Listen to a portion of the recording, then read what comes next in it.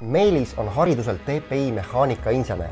Ta on töötanud alates 83. aastast Kunda tsemenditehase erinevatel ametipostidel.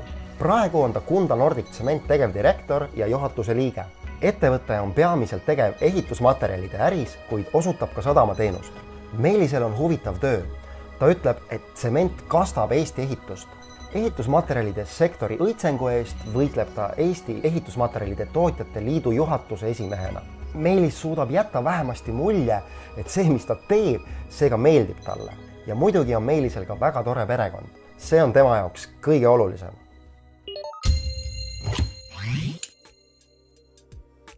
Selles mõttes, et ma olen uhke selle üle, et ma olen 3. põlvkond juba tsemenditehase jaoks töötanud. Minu vanaisa juba töötas tsemenditehase jaoks, aga eelmises tehases siis praegune tehas on number 4.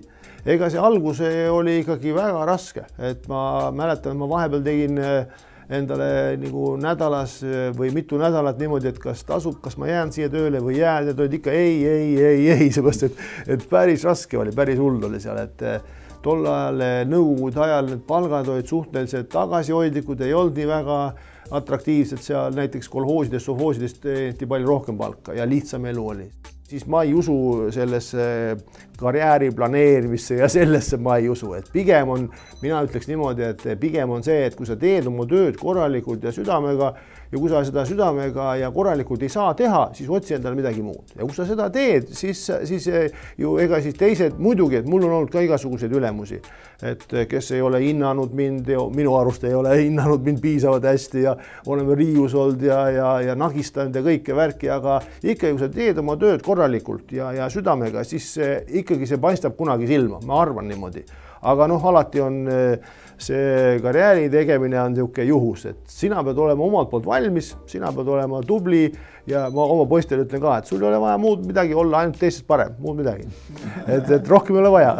Aga mina muidugi ei olnud teistest parim, et selle ma tõmban tagasi, aga lihtsalt ütleme, kui võimalus lihtsalt avanes, siis mina olin nagu saadaval.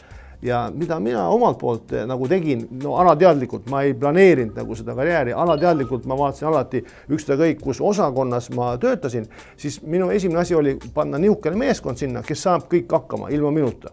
Et kui mina lähen ära, siis ma teadsin seda Fordi lugu, eks ole, et Ford tegi oma tehase, juhid kutsus kõik kuskile võõrale üksikule saarele viis.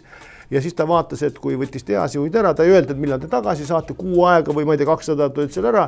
Ja siis need tehased, kus asi läks endiselt edasi või läks isegi paremaks, need juhid said tagasi minna, aga kus juhi äraminekul kohe hakkas asi allapoole minema, need juhid enam oma kohta tagasi ei saanud. Et ma vaatasin alati, et oleks neid inimesi, kellele sa saad toetuda, et see on hääletult tähtis, et sul on meeskond. Mina pole kartnud näiteks keerulisi inimesi oma meeskonnas hoida, et kui on ka läbisaamine, ei ole nii lihtne nendega, aga nad on isiksused, teevad oma tööd. Mina ei ole kartnud oma meeskonna võtta targemaid endast, las nad olla targad ja tublid. Mulle meeldib see, et kui see meeskond saab niimoodi tööle panna, et see nagu sipelgapesa töötab ise väga usinalt ja viljakalt, et seda juhti seal alati nagu näha nagu ei olegi, ei tarvitse olla. Mõnikord see eestlaste probleem on, et loevad seda kroonikat ja vaatavad, millised autodega teised sõidavad ja millised maju nad endal teevad ja vot mina tahan ka ja kui mul ei ole, siis ma olengi õnnetu ja ma olen täitsa omadega läbi, eks ole. Et see ei tasu seda vaadata, et olen millega võrdled, jah, et muidugi me ei tee raha niimoodi nagu Skandinaavias tehakse, aga meil on palju parem olukord kui Lätis või Leedus või ütleme kuskil seal Lõuna-Euroopas. Et selles mõttes see stabiilne, suhteliselt selline stabiilne, mingit väga suurt tõusu ega paranemist praegu ei ole, aga selline stabiilne areng ja ma arvan, et see on nagu päris hea, et näiteks mis Eesti väiksusele, ilmselt tänu sellele väiksusele ja tänu meie kinnisvarabuumile ka, kui me räägime kogu sellest ehitussektorist ja millest me otseselt sõltuvuses oleme, et see 2009 kukkus nagu kivi alla ja meil oli endal ka, meil oli ikka väga raske, ei saanud üldse aru, mis toimub. Et jalgade alt kõik oli läinud, kõik oli vaba langemises. Ja siis me tegime karmid otsused, aga mis oli, et Eestis kogu see asi kukkus alla ja siis ta hakkas tasapisi nagu stabiliseerus. Et kui räägid näiteks hispaanlastega ja itaallastega ja Portugalis või Kreekas, nagu ta 2008 lõpus hakkas kukkuma, 2009 ja kukub siiamaani ja läheb kogu aeg alla. Et ma kujutan ette, et seal on ikka väga raske seda motivatsiooni leida. 2008 oli veel kõik hästi, ütleme meie firma, me tegime raha nagu väike pank ja 2008 hakkas põhi alt ära minema ja 2009 siis olime keset täielikku sellist ikkagi kriis, ütleme niimoodi ikka välja, täielik jama oli, sest kõik nagu turg oli kadunud, ühel päeval enam kedagi ei olnud, kus ostjad ja kliente kuskil ei olnud ja need, kes ostsid, nendel raha maksta ei olnud. Ja ega selline suure ettevõtte, tal on nagu suur laev, ma olen öelnud, et ega seda niimoodi järsku ringi ei keera, et seda, kui hakkad keerama ja kruttima ja hoogu maha võtma, siis ta läheb veel tükk aega ragin taga edasi ja üks asi, mis meil oli väga hea, meil oli teenitud kasumit nii palju, et meil rahavoogude pärast ei olnud vaja muretseda. Et kuigi me läksime nagu vee alla, siis ei olnud see, et ma pean minema panka ja lunima veel seal endale mingisugust käibevahendeid, seda ei olnud ja sellepärast tänu sellele ka me saime klientide suhtes olla paindlikud, et sa ei tohi kõiki kliente kohe ära tappa ja neid kohe pankrotti ajada kõiki, sest et need on ju see, kus sul raha tuleb ja kui sa need ära lõpetad, eks ole, siis kus sul siis edaspidi raha tuleb. Ega me ei ole veel praegugi selle täisvõimsuse peale veel läinud, ega võib-olla nagu öeldakse, et ega see buumi aeg enam tagasi tule. Suuremad kliendid on omanikega seotud ka, et seal on sedapidi see risk nagu maandatud. Et meil on kaks omanikku, üks on Heidelberg Tsement ja teine on CRH. CRH on siis ka Soome tsemenditööstuse omanik, Finnsemendi omanik ja Ruduse omanik. Ja Rudus on meie suur klient. Ja samuti on meil oma grupi need ettevõtted, kes on suured kliendid. See enda müügi tegemine on suhteliselt selline tagasihoidlik, sest et see on nii traditsiooniline kaup, et kõik need, ütleme, meie kliendid, kõik teavad meid, kõik teavad siin kõiki. Et siin ei ole selles mõttes, me ei saa, kui sa tahad tõesti väga siis agressiivne olla, siis sa pead kas hinnaga lööma või mingit imeasja tegema.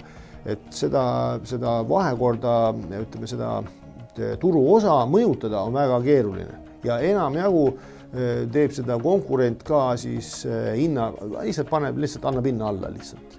Aga muidugi, et me müügistrateegiat teeme niimoodi, et me suhtleme oma klientidega päris tihedalt, usinalt ja alati kuulame, et mis kliendid tahavad, mis nad tahaksid, et kas nad tahavad mingit teist marki muuta või kas neil on mingi mõne tsemenditüübiga probleem või müüme killustikku ka ja kas me saame seal, ütleme, midagi koos vaadata, et müüme tsementi ja killustikku ja mingit sellist mängu ja teatud projektidega, näiteks kui on suured projektid, siis pakume mingeid eritingimusi ja selliseid asju ikka teeme ja just seda, ütleme, tsemendi nende markide ja tüüpide osas ja sellist innovaatilist lähenemist proovime leiutada uusi asju, mis kliendile nagu meeldib ja mis nendele nagu annab mingit lisaväärtust. Aga siin on nagu suhteliselt vähe pakkujaid. Praktiliselt Eestis on, saad osta, kas sa saad osta Eesti tsementi või Läti tsementi, ega rohkem valikuid ei ole. Ja me üksteist nii hästi tunneme ja teame, et seal meie kahjuks oleme Eestis ja Eesti riik ise oma turgu üldse ei kaitse.